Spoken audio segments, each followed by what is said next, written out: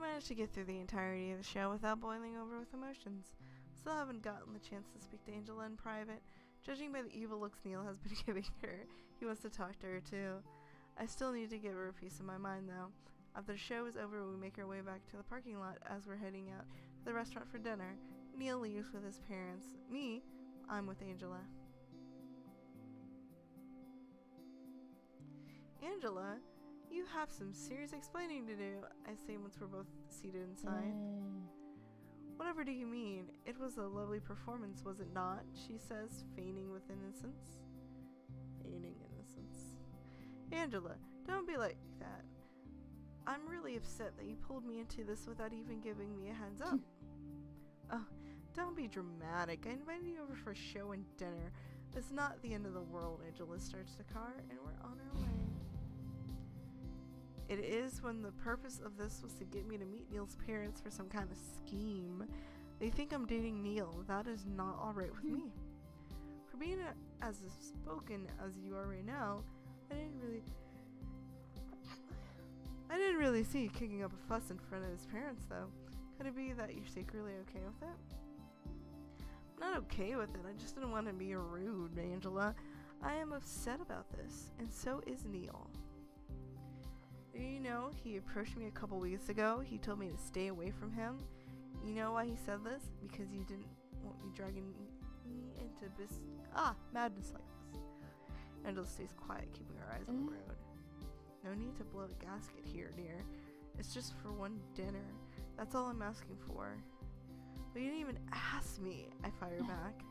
Look, drastic times call for drastic measures. If you can get through this one dinner, Neil's parents will get off his back. I will not let Neil work himself to death. Work with me here. Don't fail me now. I have high hopes for you. Angela pushes down on the gas pedal. Speed up the car. I'm in a whirlwind of questions right now. We arrive at the restaurant with Neil and his parents joining in afterwards. It's a fancy-looking place, richly decorated with staff wearing traditional uniforms. One of them greets us. Welcome, Mr. and Mrs. Forrester. How is your evening? The waiter definitely seems familiar with them. Right this way, please. Your table is waiting for you. The waiter starts to walk. The waiter leads us to a large table with a ton of cutlery neatly arranged. This is one of those fine dining restaurants. While I've been to maybe a couple, I feel like I'm going to mess up which utensil to use while eating. There's the salad fork, there's the other fork, there's the soup spoon of the other spoon. I don't know. I'm going to grab the chair and sit down when Neil pulls it out in front of me. Look into his eyes. There's probably a giant question mark hovering above my head right now. He's pulling out chairs for me now? I take it he's putting up an act, so I sit down as elegantly as I can and give him a delightful fake smile. Can't believe I have to do this. Thank you, I say. I hope my sarcasm isn't dripping from my words. Neil nods at me and takes a seat next to me, staying silent all this time. Angela is seated next to him. She seems to be quite pleased with herself, and Neil's parents sit opposite of me, looking as if they've been regulars at this restaurant for years. What would you like to drink this evening, madame? The waiter asked me. Oh, jeez, I am holding down buttons. No. Some sparkling water would be nice, I answer. I almost regret it. Alcohol might have made the situation more bearable. Everyone else, except for Neil, all order white wine. I slightly wonder if Angela should even be drinking now. She's already sounded tipsy before, and she's my ride home. There's a lull in the conversation, and I can feel the eyes of Neil's parents staring at me like I'm some kind of science experiment.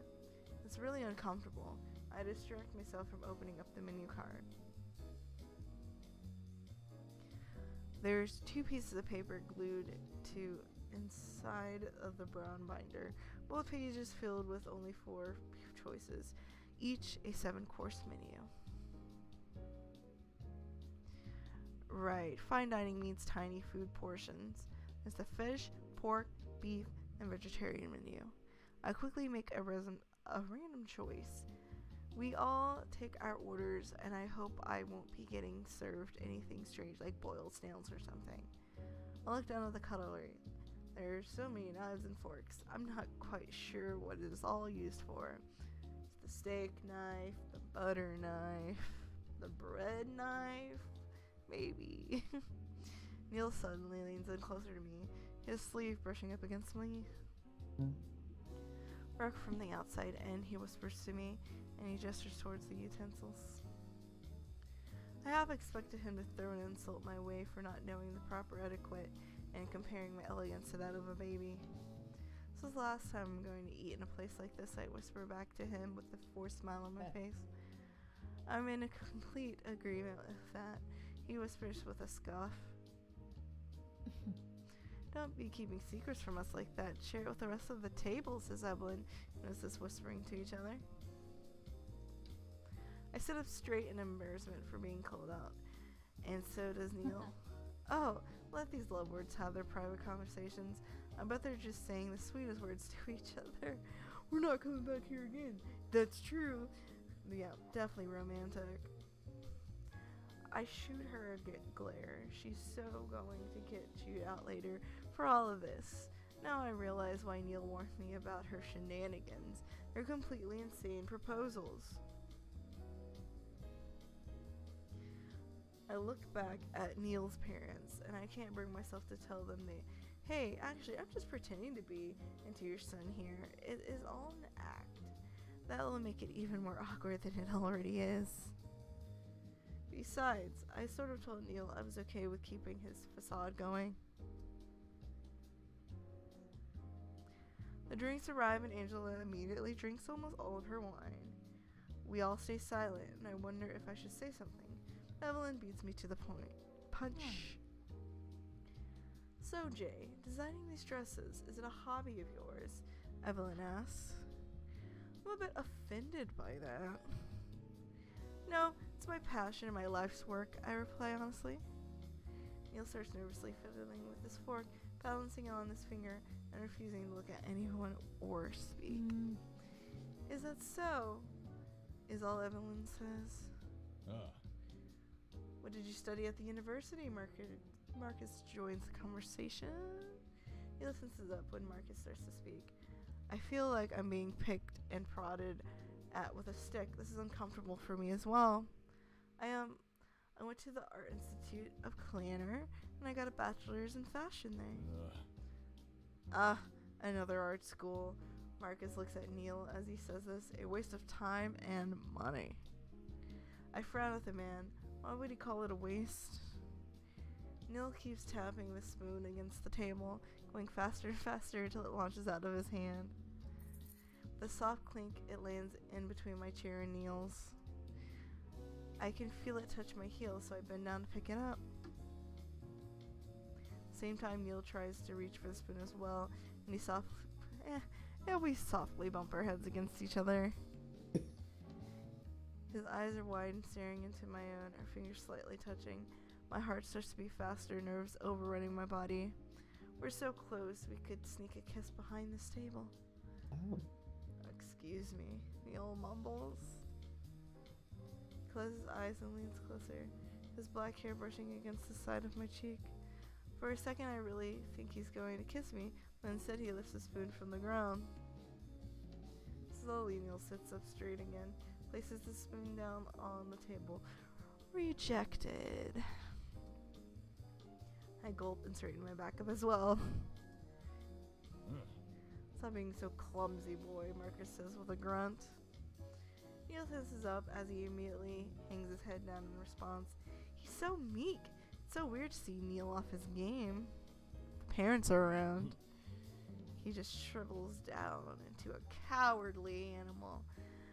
I guess they didn't teach you how to use your utensils and arts. And his dad's a douchebag too. Wow, he sounds so high and mighty. I'm annoyed by that comment, as well as his previous comment about art school being a waste of time and money. Okay, so we have, isn't it the parents' job to teach their children table manners? Or, why do you think art school is a waste. So,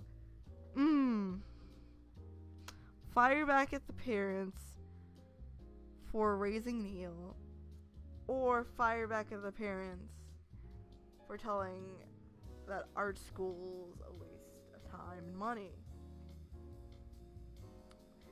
I don't think I need to do the first one because I feel like it kind of degrades Neil a little bit.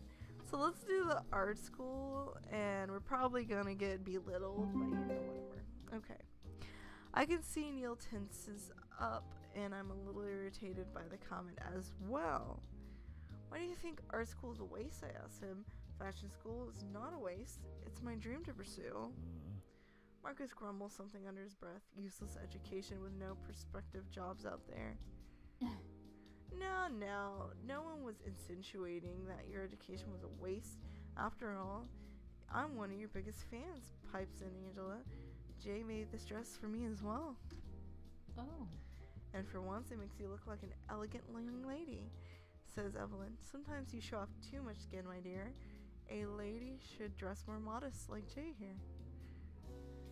On one side, I have someone calling my bachelor's a waste, and on the other side, I have someone praising my work. It's all a little bit strange, and I desperately want to escape from talking about myself. I look towards Neil for support, but he looks even more out of his element than before. Great. I can't count on him. It seems Neil caves under his parents' pressure. Little skin never hurt anybody. Besides, I think Neil likes to see a little bit of skin, says Angela, and she winks at me. I kind of want to die right now, and I feel Neil growing uncomfortable as well. I managed to catch him knocking his knee hard against Angela's under the table to get her to quit making these comments. Anyways, let's drink. Let's drink to Jay and Neil, who are getting married. Angela raises her glass of wine. I wish the ground could swallow me right now. This is getting too much to bear. I have the weirdest fake-looking grin on my face. It's a miracle no one can see the obvious discomfort written on it. Just pretend for one dinner. It should be fine. You can do it. Raise that glass. Take my glass and slowly raise it, seeing Neil do the same. Neil turns his head to look at me. To us, he says weakly. For a 24-year-old, he is, not doing well. His parents definitely got that reign over him. For some reason, that makes my heart beat faster. I know it's fake, but hearing him toast to our figure is kind of giving me some very strange feelings. We all clean our glasses together. So you guys want the marriage off, or like what's going on? The dinner runs without many hiccups. Evelyn keeps barraging me about myself, firing question after question, whereas Marcus hasn't really said anything more after he berated Neil for his manners. Neil has been completely quiet during the whole meal as well, only sometimes responding with one-syllable words. It's so strange to see him like this, so quiet and meek. I'm not used to this, Neil. It's really odd. On the other hand, one thing that felt very much the same still is Angela, who has been getting more and more tipsy. The tipsier she gets, the more she teases us about being a couple.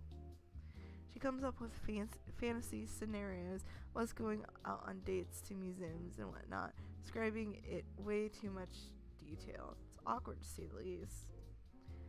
By the time we're all done with our desserts, Angela is clearly too drunk to drive, so Neil offers to drive her home instead. It's very nice meeting you, Jay, said Evelyn. Do let us know when you can join us again. I would love that. I simply smile at her, knowing full well there won't be a next time. I had a very nice evening. Thank you very much for inviting me. Jay, says Neil all of a sudden.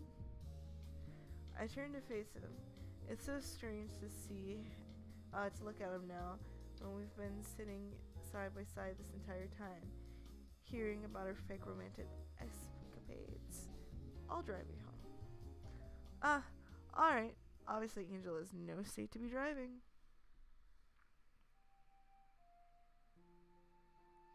We all bid our goodbyes to Neil's parents, and we all managed to get inside Angela's car with much protesting from Angela. I sit in the passenger seat next to Neil, looking at him as he grips the steering wheel. With his hands, just like me, Neil's on edge, and we're both pretty displeased with Angela's actions. Speaking of Angela, she's singing songs in the back seat of the car. Love songs, to be exact. For what it's worth, I think you two make a very convincing couple, she says with a giggle. You and I will be having a very serious discussion when you sober up, says Neil with a chill in his voice. I won't be letting you off the hook. Come on, lighten up, Neil. Your parents loved her. Or, well, Evelyn did. Marcus was a grump. But he's always a grump. Grumpy grump. Angela starts to slur her words. Angela, why don't you close your eyes and get some rest? I asked, begging for her to stay silent. Angela doesn't seem to quite listen to me and continues to sing random love songs, but at least she's not making any strange comments. My eyes glance over towards Neil, seeing him look so serious as he stares at the road. I know he asked me to play along after all, but I wonder what he thinks of this entire situation. My eyes drift back to Angela's fake dates, and I start to wonder what it would be like to date Neil for real. I tried to imagine where Neil would take me out. I'm pretty sure he'd take me to an expensive restaurant such as this one as well, and probably open car doors for me. I sticker at myself. That would be really strange to see. Then again, I felt kind of nice when Neil pulled out a chair for me. It's an old and outdated custom, but it's strangely satisfying to see that Neil would try to make an impression on someone. Or at least, I think he would try. Eventually we arrive at Angela's apartment, and Neil goes upstairs with her to make sure she doesn't sleep outside or of her own front door. I anxiously wait Neil to come back. We'll be alone again. I guess now would be the time I won't be seeing Neil anymore. He did say he'd promise I won't be hearing from him again after tonight. The thought leaves me sad. I can't get in his pants. I need to speak to him about this. Neil is back before I know it, startling me when he opens the car door. He sits down with a heavy sigh, placing his hands on the wheel again. I really do apologize for Angela, he says as he starts the car. I slowly nod my head. I know it's not his fault that Angela did something like this. Your parents weren't too bad, I say. Then I remember what his father said about art school. You went to an art school too, right? For your interior design. Angela mentioned it as well before. Angela blabs too much. Well, I can't disagree with that. Did you ever end up finding work for it? I decide to ask. No, is Neil's simple and curt answer. He shifts around in his seat. I started an internship at the hospital straight after graduation. My father wanted me to follow in his footsteps and learn on the job as soon as possible. Oh, that's kind of sad, I say without thinking. It is what it is, he says. I guess his father wasn't too keen on him studying interior design and wanted him at the hospital straight away. Do you think your hours will get cut after this dinner? Neil shrugs. Can't be too sure of anything. If it were up to my mother, she'd have me work 1 day a week, but it's all up to my father. I want to disagree with him right there and say he actually has a choice in whether or not he wants to work for his father, but I decided to keep silent. Your mother seems nice. At least I can be honest about that. A bit privy, too much information, but nice. Sounds like someone I know, says Neil with a snort. Are you talking about me? I say indignantly. Who else sticks their nose into someone else's business as much as you do? Oh, I don't, I mutter. That would be Angela. I say that last part quietly. Neil doesn't respond to that, except he puts his hand on the stick to shift it into gear. We stay silent for a while, keeping our eyes on the road. That watch you broke, Neil says all of a sudden. It was a gift from Angela for my graduation. Oh, that makes sense, I guess. Angela seems to have been born into a rich family as well. I'm a bit surprised that Neil volunteered to share his piece of information with me. It's almost as if we were having an actual conversation. She had high hopes that we'd be working closely together at the same firm. Unfortunately, life didn't work out that way. Neil seems sad as he says this, like he's reminiscing past memories that never came to fruition. I'm intrigued on one side, and on the other side, I'm worried what will happen when we reach the house. That's too bad, I say. At least I realized my dream. I can't imagine being forced to do something else that isn't even related. Forced. I'm unsure if that's the right word for the situation. However, I have been forced to work at times, or should I say, hounded until I gave in. Neil sighs out loud. He has no spine. Actually, do you remember the day I walked into your boutique for the first time? How could I forget? You mistook me as a boy in one of my childhood pictures. Neil shoots me a dirty look. Disregarding that, I was there by pure accident. My father's secretary was following me the entire time, yapping about some meeting I should have been attending. She drove me mad. That woman still does. I figured I needed to devise a way to get rid of her. I tried to piece together the puzzle. Neil had seemed anxious that day when he entered. So you mean to say you were in my boutique that day because you were hiding from her? I wouldn't exactly call it hiding, says Neil begrudgingly. I would definitely call it hiding, I correct him. Neil glances at me, and I expect him to retort with something like, I'm used to, but this time he chuckles. I suppose I was. I'm at loss of words at the moment, seeing him laugh so earnestly with me. It's making my heart clench up. I want to see all these different sides of Neil that he never shows. They're all so interesting. It resonates strongly within my heart. I don't want to stop seeing him. Neil, I call out awkwardly, fiddling with my fingers. Since, the worst part has already happened, I doubt Angela can play more tricks on us. Do you still want to? Neil turns the wheel. We arrived at my street. Do I still want to what? He asks. The car rolls to a stop. It's dark outside. Only a few street lights are on. We're the only ones here. I look down at my hands. Do you still want to stop seeing me? I manage to say out loud. I hold my breath. Neil exhales slowly, rubbing his hands on the steering wheel, like he's afraid to let go. He squeezes his eyes shut and then turns off the engine and opens the car door. Get out. I'll walk you to your door, he says while getting out of the car. He completely ignoring my question, but I quickly get out of the car as well, nervous about what he's going to do. I feel like I'm going to get rejected. I shakingly hold my purse close to my body and watch as Neil makes his way around the car to approach me. Neil brushes his fingers through his black hair, and he stands next to me. In front of my boutique, his eyes are cast downwards, refusing to meet mine. I can feel my heart thump loudly in my chest as I start to walk towards the front door, with Neil behind me. Oops. Okay. We both stop at the door. I can only remember what happened last time. This time, I'm scared it's going to be the opposite. I turn to face him, but neither of us can look each other in the eye. Neil, I say softly, please answer me. Isn't it better this way? Is it? I question. You just spent the entire night pretending to be my fiance, entertaining my parents with the idea that I might actually have someone who tolerates me enough to marry me. Why are you just such a douchebag? If you know you're a douchebag, why be the douchebag? Come on. Neil finally looks at me.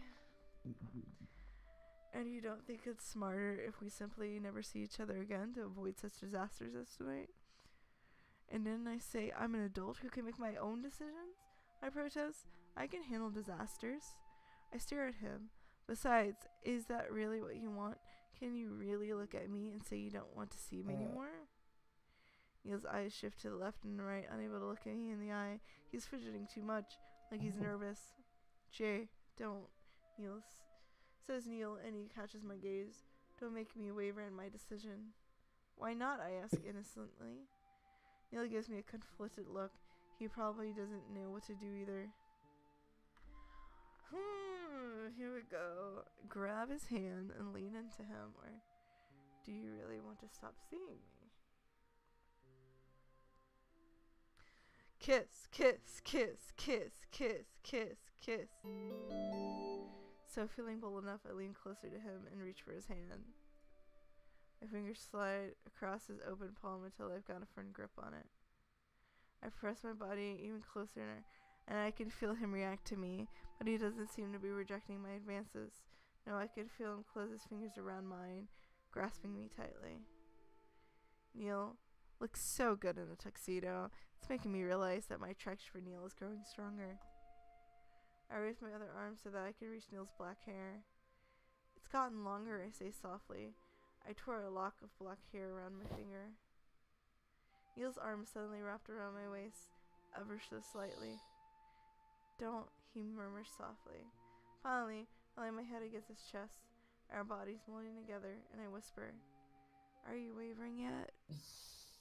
Neil breathes out a breath he's been holding, and he buries his face into my hair, using his arm to pull me into a warm embrace. I can hear his heart beat fast against my ear. Dirty tactics, he mumbles.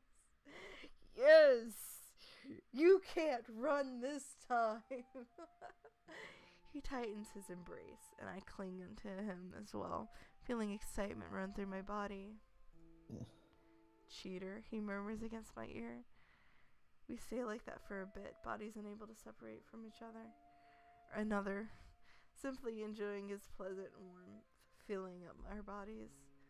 I've been waiting for this embrace, been waiting to touch him again. After that day, he told me to stop seeing him. It feels so much better in his arms. I'm a fool, Neil sighs and nuzzles his nose into my hair. It's giving me goosebumps. Really good goosebumps. The moment is cut short as Neil finally distances himself away from me. Not again! Neil! Neil, take your pants off! Okay, taking all his warmth with him. I feel naked without his embrace. I need to bid you a good night, he says in a stiff tone. Even under the dark of the night, I can faintly see some traces of pink hue on Neil's cheeks. You still haven't answered me, I pointed out. I haven't gotten an actual response from him. Neil bows his head. Regardless if I want to see you or not, it seems to have no bearing on whether or not I will actually see you. What's that supposed to mean? Neil shrugs with a smirk. It means eventually I'm going to see you whether I like it or not. I poke my finger into his chest. Still on answer. Can't you just say simple yes or no, Mr. Simp and Clean? Simple and clean? Simp. Oh, Next. Okay, photo. Oh, are we gonna kiss? Kiss, kiss, kiss, kiss? There's a hand on the side of my waist, and suddenly Neil brings me in close. Our bodies bump into each other. His hips grind into mine. I cling back onto his back for support. Neil lowers his head and kisses my lips. Whoa, Neil is being bold? I'm caught off guard.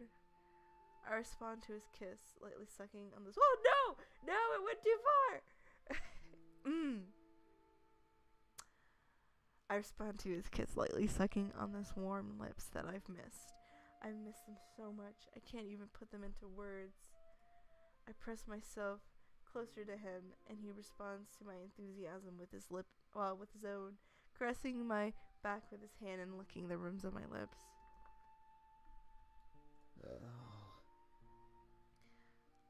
I suck hard on his lips, so hard it's like I pulled out a groan from his throat because his voice vibrates deep inside of me. We finally part, and I don't cut eye contact with him. His eyes are only half open. I'm mesmerized. Does that answer your question? He says in this out-of-breath voice. I want to say it raises up way more questions than it answers, but the moment I feel too weak in my knees to be able to explain anything properly. Bashfully, I nod my head at him. It's good enough for now. I bring my fingers to my lips and lightly touch them. They're still tingling. But I know the night must come to an end, so I reluctantly take a step backwards. Alright, good night, Neil, I say. Neil bows away and quickly retreats to his car, and he's gone before I know it. My feelings for Neil are such a mess right now. I just really want to be in his pants, but then he's saying no, and I'm saying yes, and then he's saying yes, and then I'm saying no, and I'm saying yes, and it's everywhere.